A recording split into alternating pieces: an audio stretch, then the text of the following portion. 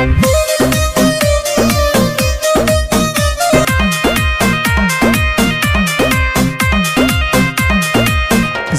दोस्तों, एक बार फिर से आप लोग हो जाइए खेसारी जस कमरिया हिलाने के लिए तैयार, क्योंकि एक बार फिर से बवाल मचाने के लिए लेकर आ रहे हैं टुनटुन यादव एक नए गाने, जो कि बहुत ही हिट लेवल सॉन्ग बन के तैयार हुआ है, जो कि पोस्टर पे सीधा सीधा लिखा हुआ है कि हिट। तो भाई लोग, अगर इस गाने की बात किया जाए तो गाने को टाइटल रखा गया है कमरिया खेसारी जस हिलावा, जो कि आप टाइटल से ही समझ गए होंगे कि वही अंदाज में फिर से आ रहे हैं, जो कि एक बार लाए थे कमर खेसारी जस हिलावा सॉन्ग, जो कि बहुत ही सुपर डुपर आप लोग बना दिए थे। उससे फिर बवाल सॉन्ग लेकर आ रहे हैं, जो कि कल रिलीज किया जाएगा सुबह 6:15 में जिन्स रिकॉर्ड के यूट्यूब चैनल पे। अगर गाने की बात की जाए तो गाने को टुनटुन यादव और साथ में शिल्पी राज और गानों को लिखे हैं संतोष तिवारी या म्यूजिक है आर्या शर्मा। तो कल रहेगा आप लोग बवाल मचाने के लिए तैयार, क्योंकि आप लोग खेसारी का फैंस है, तो हम सोचे चलो भाई लोग के पास थोड़ा अपडेट दे देते हैं इस गानों को लेकर। इस गानों को लेकर आप लोग कितने एक्साइटेड हैं हमें जरूर कमेंट करके बताइए, और मिलते हैं किसी ने अपडेट के साथ बहुत ही जल्द। अगर हमारे चैनल पे आपने हो तो हमारे चैनल को जरूर सब्सक्राइब कर लीजिए, क्योंकि भोजपुरी का हर अपडेट सबसे पहले हमारे चैनल पे आता है। जब तक के लिए जय हिंद, जय भोजपुरी।